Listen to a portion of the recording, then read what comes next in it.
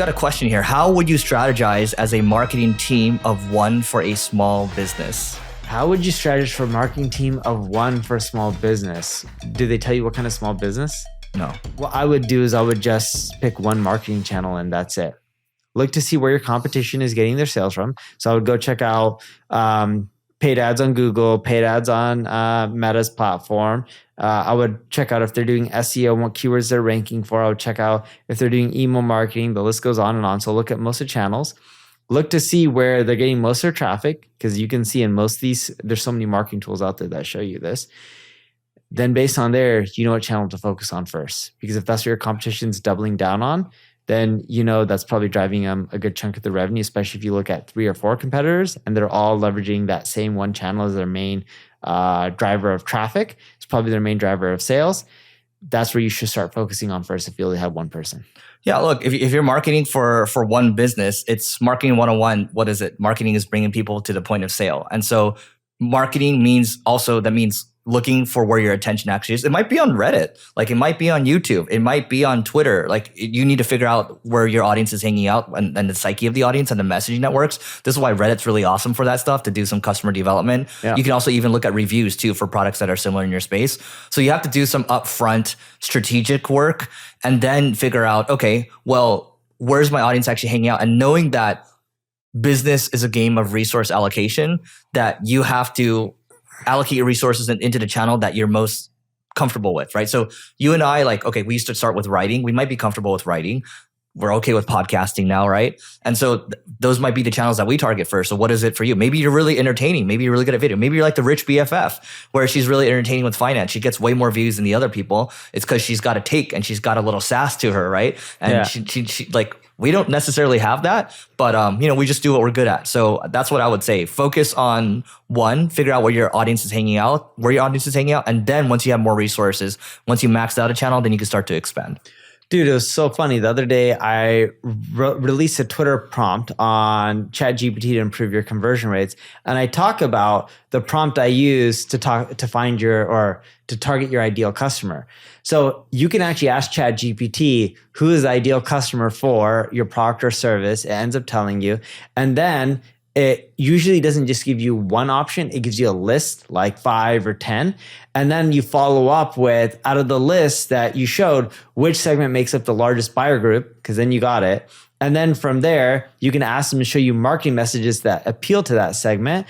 But you can actually follow up with a 4th prompt that I've never done, that's worth checking out. Where do most of those people hang out? Right? And are you doing this in Gemini or Chat GPT? Chat GPT. Okay. And that'll probably give you ideas of what platform to target. You don't have to spend as much time. But Chat GPT isn't always accurate. And funny enough, you and I met up with venture capitalists yesterday. We were doing dinner. And they were like, what the heck? We have employees doing cohort analysis using Chat GPT. They're like, it's off. That's just bad judgment. Yes. That's fire. And I was just like, why aren't they using Excel? He's like, exactly. I'm like, yeah, ChatGPT's off. Dude, I've had ChatGPT create a chart for me, and it took him so long. My buddy Salo, who works with me, he heads up most of our marketing initiatives. He was sitting next to me here in LA. He was just like, dude, you want to create this chart for X? Let's just have ChatGPT do it. I was like, okay. I'm like, dude, this is going to take forever. Yeah. After messing around for probably 15 minutes, and we both were doing it at the same time, neither him or I could get ChatGPT to create the chart the way we wanted. The data that we fed was accurate based on all the research we did, but the chart didn't resemble the data, and we couldn't get it to actually create the chart that we wanted. And we're just like, screw this crap. We're just going to do it manually. Yeah, I think it'll get there eventually. It's just like, again, we're long-term bullish, short-term, it's like a little more bearish. There's a lot of cool stuff happening. But did you know I don't know if I showed you this. Here's how you can get Chat GPT to write like you. So it's not even that. Here's how you can get Google Gemini to write like you. So what you do is you can take your best tweets, because your tweets actually you, right? Same thing with my tweets, right? So because it's in your voice, and anything in your own voice is always going to perform better than whoever's ghostwriting for you. And so there's like a gap right now, because there's people that want to ghostwrite, you want to save some time, whatever, right?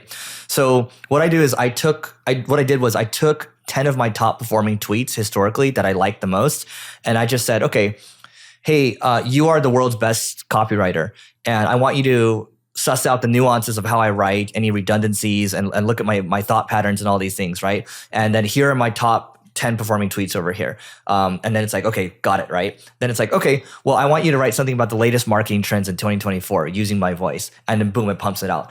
It's like 85, 90% there. It's pretty good. I get you more than 90% there. Okay. We do a similar approach, but we do it with blog posts. You're not giving enough data for your top 10 tweets. If you do it with blog posts, it turns out because now you can do 1 million tokens on Gemini too, which is a lot more. Yes. So how's it going for you? It goes pretty well. So you can feed the system content that you've written in the past, especially specifically if it's just you, not other people editing or team members, but just you if you want it to write like you, and you feed it in. If you have multiple blog posts, call it 10 blog posts, or each 2,000 words or 1,000 words or whatever the number is, and you're feeding it, it learns way better than if you just, give it a few tweets, because there's more to digest. Yeah. With this stuff, what I'm realizing, and this ties into a next good topic around, so when it comes to creating things and just testing out new stuff like this, your team might volunteer some of these things, but ultimately, if you want to move the fastest, you're going to have to test it yourself. And I don't know if you know this, Mark Zuckerberg doesn't believe in delegation. And so he was doing an interview with Morning Brew, and basically here's what he told the people. So he says, probably one of my most controversial leadership or management things is I don't actually believe in delegating that much. I kind of think like the way a founder should work is you should basically make as many decisions and get involved in as many things as you can. So I think that ties in with things like this. If you want to move it quickly, do it, make a Loom video, send it off to people instead of saying, oh yeah, this tweet's really here. Check out this tweet over here. And then they read it and they don't know what to do afterwards, and they don't know how to test it. And it's just move a little if you want to move a little faster, just go the extra mile. Dude, it's the same thing that we talked about a few podcast episodes ago with Amazon and the Amazon way to grow a business. If you have idea, you're the one writing a memo. You're not delegating it to someone else to put your idea on a piece of paper. And you're getting people involved and figuring out, all right, what are the things we need to accomplish? And everyone works together to just crank them out. That's what you're doing right now in your sales process. Dude, I was walking to the gym this morning. I was just like, as much as it's like, it's very, it's a nice thing to want people to grow. It's like most people just aren't going to. Most people like to be told what to do, and that's okay, right? They need instruction, and instead of expecting them to figure it out, expecting them to build the business for you, you're going to have to get involved. By the way, Neil and I have an agency owners group called the Agency Owners Association. All you have to do, just go to marketingschool.io/agency. Once again, it's marketingschool.io/agency to learn more. And now back to the show. Dude, and speaking of Zuck, because he's done well and he's a billionaire, so I'm not going to question his strategy. And I know people have multiple strategies and approaches to run businesses. You have something in this topic list, the Indian billionaire way. I'm just curious what it is. Oh yeah. So we were talking on the phone yesterday. So you brought up Dharmesh, right? And I brought up you too. It's like because people like to call you a billionaire. Who knows if you're a billionaire or not, right? Neil doesn't reveal this stuff. So no, I'm not rich, but okay, continue. Point is this, right? So when you look at how Dharmesh runs HubSpot, right? Dharmesh does really well for himself, but his mandate in the very beginning is I'm going to work on the things I want to work on. I'm not going to have any direct reports. So no direct people reporting to him, right? You also don't have any direct reports as well. So I'm like, well, the pattern recognition here is like, well, you're both Indian and you both don't have direct reports, right? Now, who knows if you're a billionaire or not? I just like calling it the Indian billionaire way. I say I'm not rich, but okay, continue. Because we know for a fact that Dharmesh is a billionaire, right? So feel free to elaborate on this one. That's where the topic idea came from. Sure. And I don't know Dharmesh's net worth and I don't want to comment on it. Yes, it's obvious he's done financially well, but I'm pretty sure he doesn't want people discussing his net worth. It's already been discussed on other podcasts. That's up to him to discuss it, right? Sorry, Dharmesh. And the way I look at direct reports is we're a small organization. We don't have that many people. Just like 1,000. We're not 1,000 yet. My guess is we'll hit 1,000 in like 3 months, 4 months. Close enough. But when I look at that, the reason I don't have direct reports is I'm a terrible manager. It takes a lot of humility to admit that. I'm a really good individual contributor. And you're fast. And I'm fast and I just go and do shit myself. Yeah. Like even when we do M&A deals, I love our M&A person. His name is Carlos Sesta, and he came from Dentsu Aegis. He ran Americas for M&A from. And when I deal with Carlos and stuff like that, and we're trying to buy deals, dude, like the last 2 deals we have, most M&A people are just like, oh yeah, you let me handle it. We have the system and process. Carlos like encouraged me. He's like, Neil, you want to go strike a deal? Go talk to him. He'll give me bullet points because he knows how to do this way better than me. Yeah. Dude, I just call up the founders to strike up a conversation. Like, I like your business. You like my business. Let's do it. And then we just negotiate on the phone. Just I'm like, let's get rid of the bankers. And Carlos encourages, he's like, dude, I love it when you go and execute on it. And it's not like I'm going around his back. I'm working with him and I'm structuring things the way he advises because he knows more about it. Yep. But I just like taking shit in my own hands and just getting it done. Yeah, you're involved in your own way and you're not necessarily micromanaging because you're not a good manager either, right? But it's just like you're adding in your own magic to it. And then once you get the deal, you're on to the next thing, right? But that's just how you've always worked. And you accept that. I think most people can't accept that. So, but the key is if you want to do stuff on your own, get feedback from others. Now, for example, we're about to buy a company. You pay them X dollars up front, and you're paying them X dollars in a year or 2 years or over time. One of the deals we have structured, call it roughly 12 months after we buy the business, we give them another check. And we're going back and forth on how to structure it.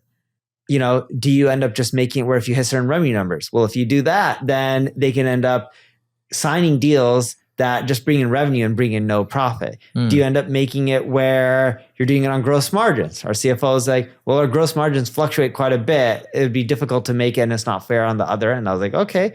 Do you make it where they have to retain customers?